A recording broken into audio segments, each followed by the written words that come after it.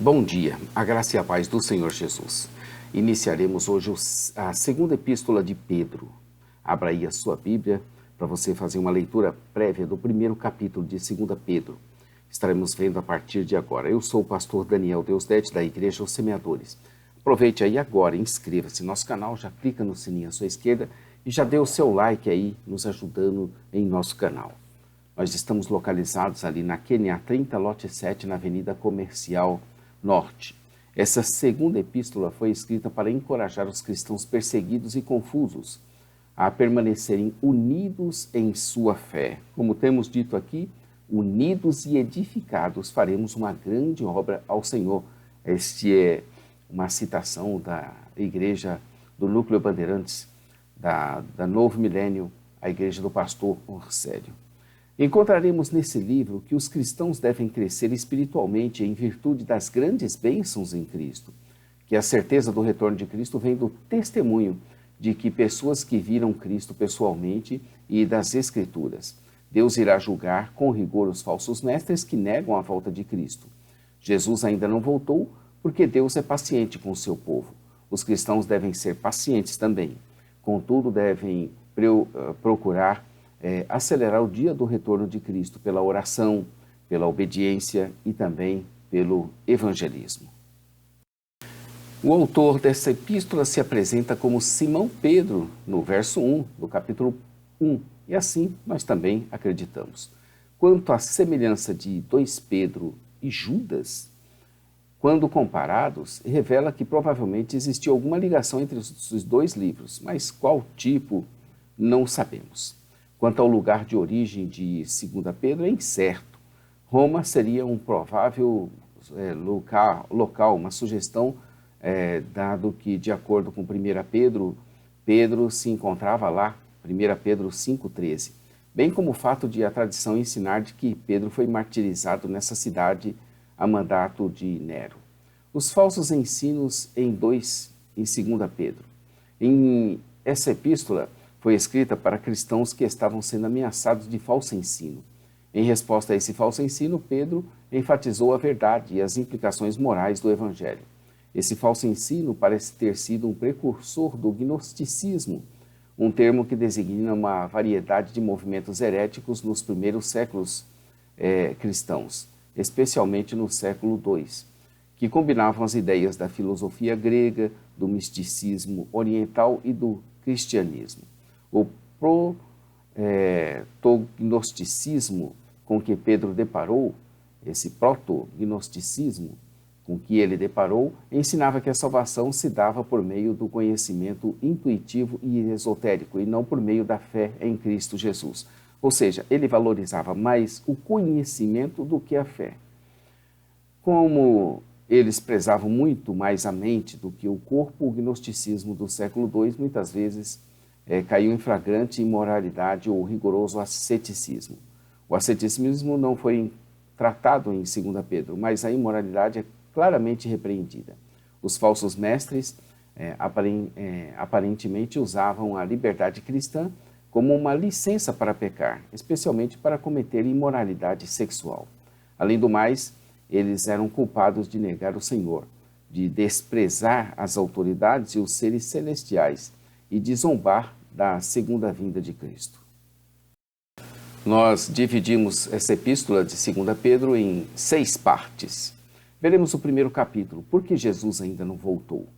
A segunda epístola de Pedro, já dissemos, foi escrita para encorajar esses cristãos perseguidos e confusos.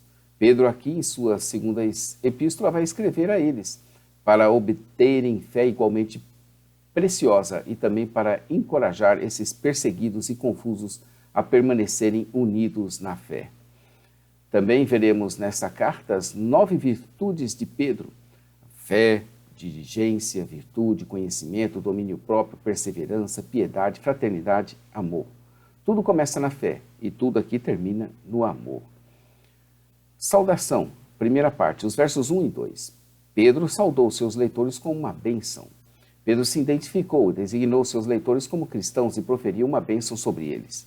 Ele se identificou como Simão Pedro, mas muitos manuscritos trazem Simeão, que é a forma aramaica de Simão, Simeão é usado somente aqui e também em Atos 15, verso 14, para referir-se ao Simão Pedro. As duas credenciais foram as seguintes: primeira, de servo, e depois de apóstolo de Cristo Jesus. Ele também as endereçou àqueles que, mediante a justiça de nosso Deus e Salvador Jesus Cristo, receberam conosco uma fé igualmente genuína ou valiosa.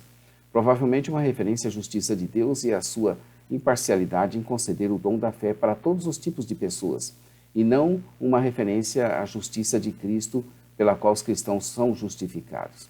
Ainda que alguns interpretem fé como referência à fé, Judas 3, como um corpo de crença, é mais provável que se refira mesmo à experiência subjetiva que os cristãos têm da fé.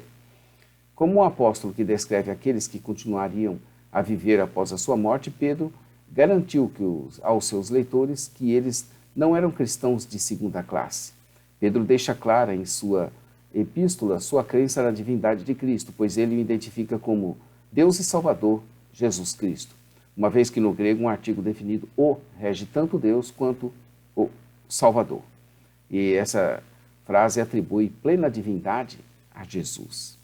E ao se dirigir a esses, os abençoa com a graça e a paz, a fim de que fossem multiplicados pelo pleno conhecimento de Deus e de Jesus nosso Senhor.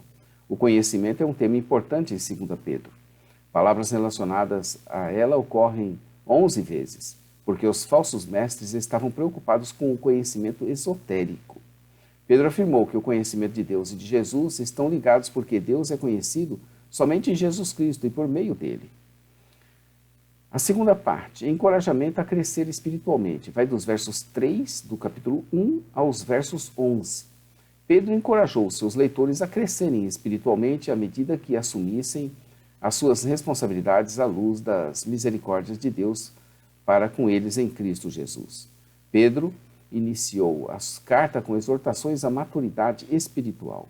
O modo como ele trata dessas questões se divide em duas partes. Vejamos a primeira delas, os privilégios cristãos, versos 3 e 4, do capítulo 1. Em Cristo, os cristãos têm recebido bênçãos maravilhosas de Deus, as quais formam a base de todo o crescimento espiritual. Pedro afirma que é o seu poder divino, que é o seu divino poder que nos dá graça, todas as coisas que conduzem à vida e à piedade.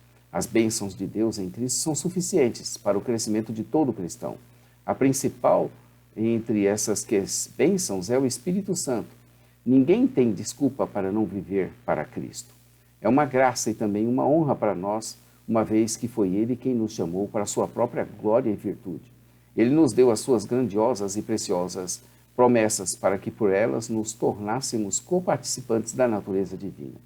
Repare, no entanto, que os cristãos não são absorvidos na divindade, nem se tornam divinos, como muitas religiões terrenas pregam. Em vez disso, os cristãos recebem o Espírito Santo e são, por meio disso, moldados à semelhança de Cristo e na verdadeira justiça. Deus, de fato, é mesmo tremendo. As responsabilidades cristãs, vai do verso 5 ao 11. Dos versos 5 ao 11, veremos Pedro falar das responsabilidades cristãs. A misericórdia demonstrada por Deus a nós leva à responsabilidade que devemos cumprir em gratidão pelo que Ele fez em nosso favor. A ordem de virtudes aqui não é abrangente ou consecutiva mesmo, como se as fases especiais da vida cristã estivessem sendo descritas. Os vários elementos se relacionam entre si de diversas maneiras. Aqui Pedro usou uma forma retórica conhecida como sorites, na qual uma série de elementos dirige-se a um clímax. Não é incomum que as listas de virtudes da história inicial dos cristãos comecem com a fé, o ponto inicial da vida cristã, e terminem com o amor. Ele nos exorta, verso 5, a nos empenharmos, a nos esforçarmos para acrescentarmos à nossa fé virtude. Ao acrescentarmos a virtude, o conhecimento. Ao acrescentarmos ao conhecimento, o domínio próprio. Ao domínio próprio, a perseverança. A perseverança, a piedade. Acrescentar a piedade, a fraternidade. E a fraternidade, o amor.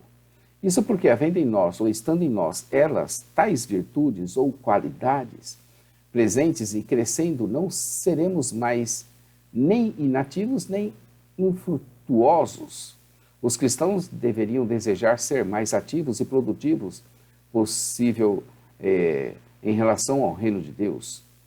Aqui, verso 9, em contextos semelhantes, por exemplo, no capítulo 2, dos versos 20 ao 22, temos de lembrar que Pedro estava falando da igreja visível, o que inclui muitos que não exercitavam a fé salvadora em Cristo Jesus.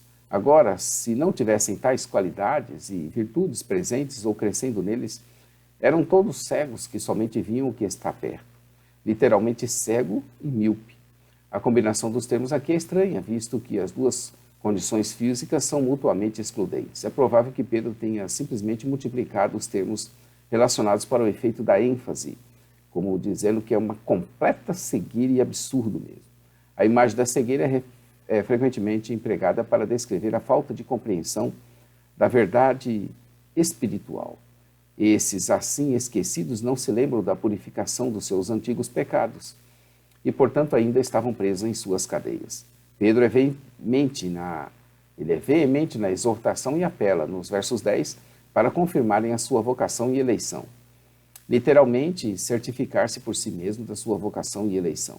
Conquanto a escolha do eleito de Deus seja firme e certa para ele mesmo, ela não é imediatamente óbvia para os seres humanos. A certeza do chamado de Deus vem por meio do testemunho interior do nosso coração, juntamente com a evidência da sua obra na nossa vida. A promessa de salvação de Deus é para aqueles de fé verdadeira e perseverante. A fé verdadeira, que persiste até o final, inevitavelmente, ela vai dar frutos e levará para a vida eterna ao reino de Deus que há de vir. Nós temos aí, sobre a perseverança, um artigo teológico em Filipenses 1, na Bíblia de Estudo de Genebra, a perseverança e a preservação dos santos, que vale a pena você tomar conhecimento e estudar. Adquira aqui conosco a Bíblia de Estudo de Genebra. Dos versos 12 ao 21 desse capítulo, nós entramos na terceira parte, que é o verdadeiro ensino. Pedro insistiu que o seu ensino sobre a certeza do retorno de Cristo era apoiado pelo fato de ele ter conhecido Cristo pessoalmente e pelas profecias da Escritura também. Pedro identificou de maneira breve o seu ensino como verdade de Deus, em contraste com os falsos ensinos que foram introduzidos na igreja para as quais ele escreveu. Sua argumentação pode ser dividida em três partes. Vejamos a primeira dela, que é o propósito de Pedro. Pedro manifestou a intenção de relembrar aos seus leitores verdades que eles já conheciam. O contexto mostra que ele tinha em mente, primeiramente, o seu ensino sobre o retorno de Cristo.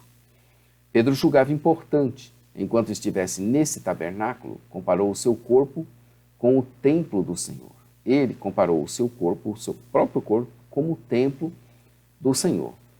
Então Pedro julgava importante, enquanto estivesse nesse tabernáculo, nesse templo, nesse corpo, despertar a memória de todos para essas coisas, principalmente para a volta de Jesus em glória. Essa frase, envolvendo o deixar o tabernáculo, enfatiza a natureza transitória da vida humana, antes do retorno de Cristo Jesus, 2 Coríntios 5,14. Pedro achava que sua partida estava muito próxima. Veremos aqui no verso 15 outra referência ao propósito de Pedro, esforçar-se, empenhar-se. É o avodar no hebraico, ao escrever essa epístola, estabelecer com firmeza aos seus leitores na verdade do Evangelho. Pedro via a sua morte iminente como uma saída, ou uma partida, literalmente, êxodo desta vida. O testemunho apostólico, versos 16 ao 18. Pedro relembrou aos seus leitores que ele não inventou a mensagem sobre o retorno de Cristo. Ele havia testemunhado pessoalmente a transfiguração de Cristo, a qual prenunciou a glória do seu retorno. Pedro ligou a sua mensagem com a dos outros apóstolos e pressupôs que todos eles pregavam a mesma mensagem.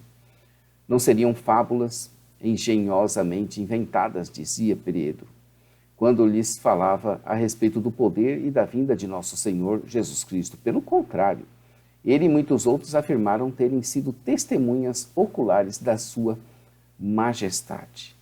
A palavra grega aqui traduzida como vinda é o termo usual no Novo Testamento para a segunda vinda de Cristo em glória. A palavra poder é associada em outra com o retorno de Cristo. E essa combinação pode sugerir a vinda do Senhor em poder e glória. Como já disse, não eram fábulas, literalmente mitos, uma palavra sempre usada no Novo Testamento num sentido negativo e em contraste com a verdade do Evangelho. Eles de fato foram testemunhas oculares da sua majestade. Essa é uma referência à presença pessoal de Pedro na transfiguração de Cristo.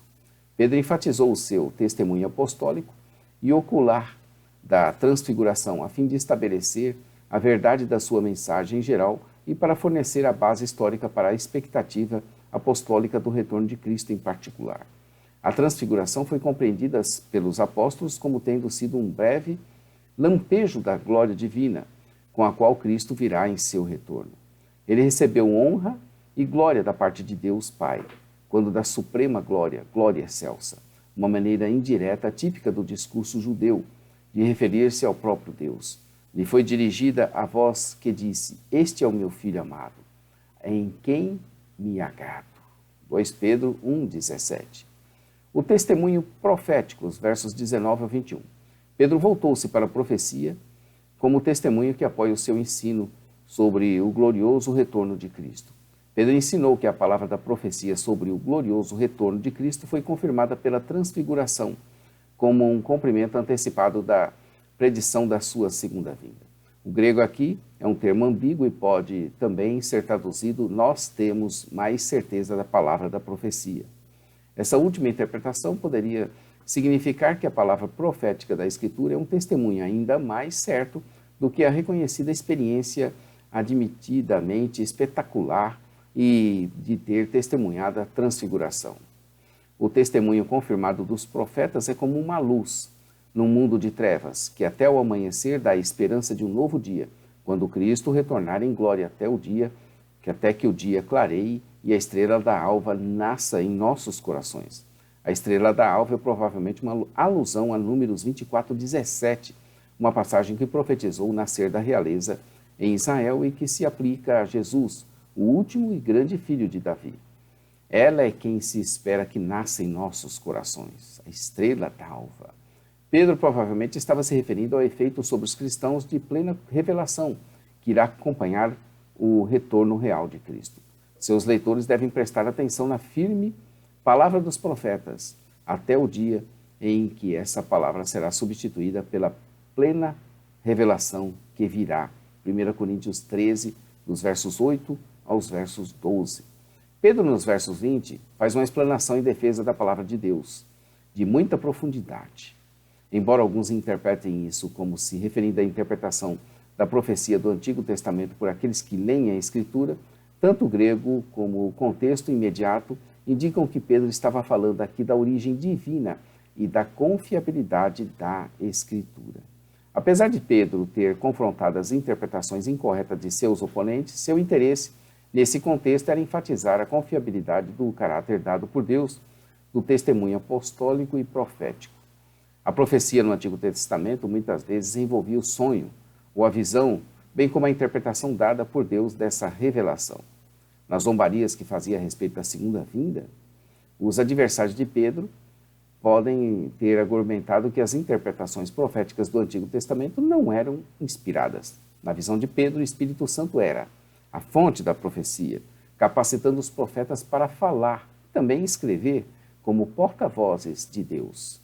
2 Timóteo 3,16, 1 Pedro, capítulo 1, versos 10 ao 12. Assim, as profecias da Escritura são verdadeiras, confiáveis e autorizadas. Jesus ainda não voltou porque faltam se cumprirem o que do seu retorno está escrito, mas sabemos que não tardará. Quem sabe? Pode até ser mesmo hoje. 1 Pedro, ou 2 Pedro, capítulo 1, verso 1, diz: Simão Pedro, servo e apóstolo de Jesus Cristo. Veja aí como ele se identificou.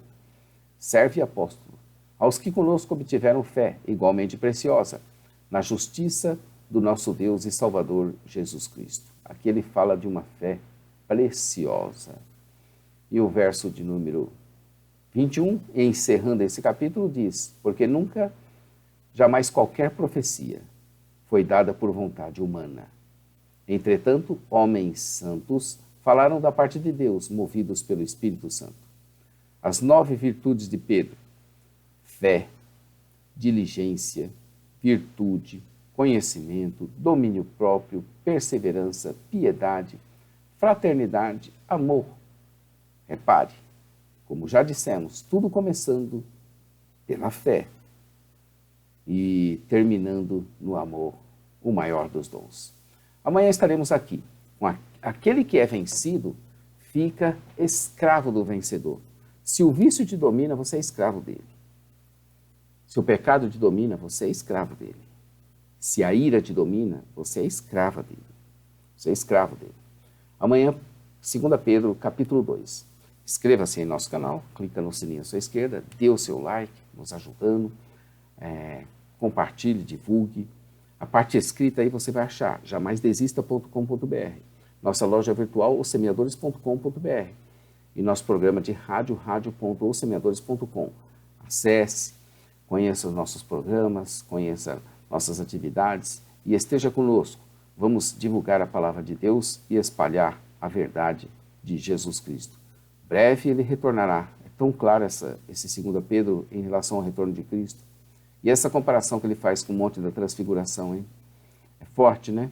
Tudo indicando que Jesus está voltando. Por isso nós dissemos, Maranata, ora, vem, Senhor Jesus. Deus te abençoe e bom dia.